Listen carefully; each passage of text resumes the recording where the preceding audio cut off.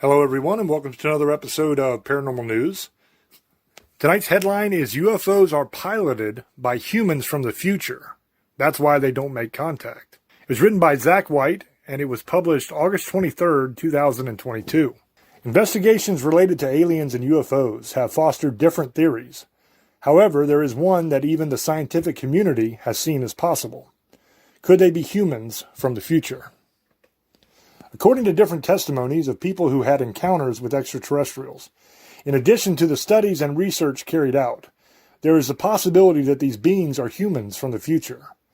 This controversial theory has even been present in scientific debates in recent years, which would open up a whole universe of possibilities to explain the existence of UFOs. Aliens could be humans from the future.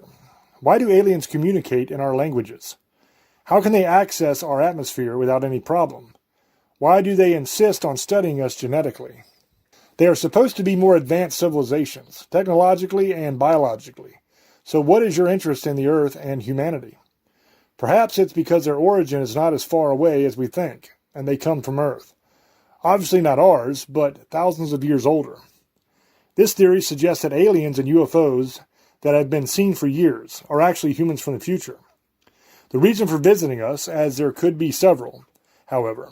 The most likely that your future is in ruins and on the verge of extinction. These beings would travel to our present and participate in clandestine programs to harvest DNA, cells, sperm, and eggs to try to save what is left of their world. Knowing that the people of the 20th and 21st century had a strong belief in extraterrestrial life, they decided to adopt these forms and camouflage themselves so that we cannot discover their real identity. Revealing testimony. Jim Penniston, one of the military witnesses to the most important UFO incident in England, the famous Reddin-Lesham forest encounter in Suffolk, made a statement on the subject.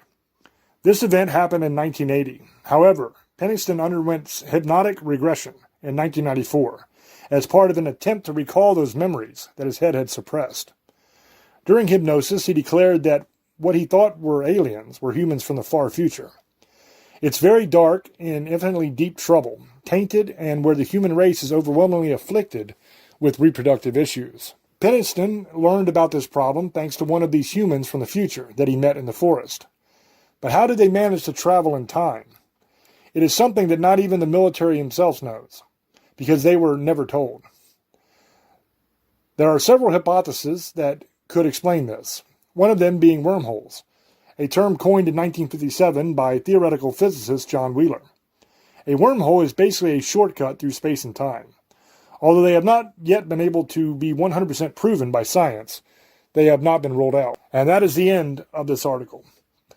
This one is, to call it speculative would be very kind, because there's a lot of leaps in logic in this one that honestly is based on stuff that we don't really know.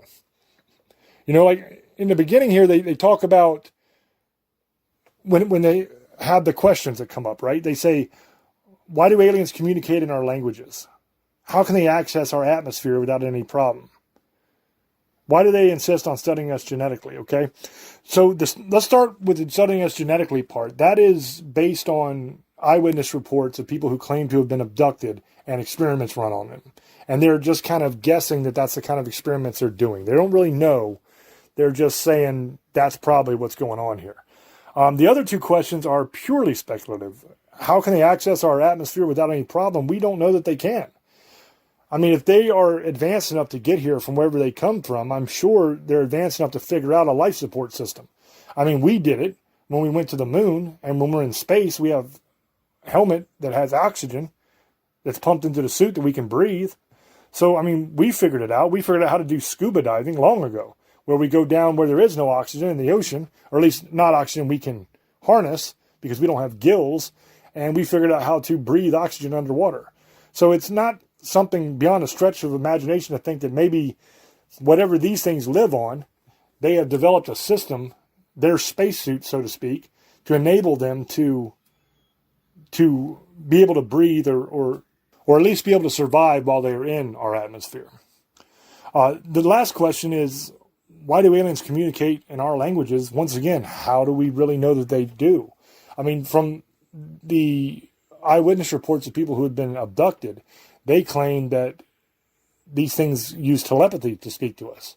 So it's highly possible that if they're using telepathy to speak to us, we wouldn't hear their voice in our mind in their own language. We'd hear it in our own language. That would make sense because they're conveying a general thought, and I'm sure that our brain would put that in a form we can understand.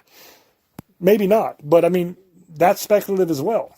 So I don't think that there's much in this article that is really proves this theory that aliens could be humans from the future. I'm not saying that they aren't, because who knows? It's possible, and it would make sense. But they didn't really provide a whole lot of evidence. So let me know down in the comment section what you guys think. As always, it's up to you to make up your own mind, and I will catch you on the next one. Till I speak to you again, love many, trust few, and do harm to none. God loves you, and so do I. Bye-bye.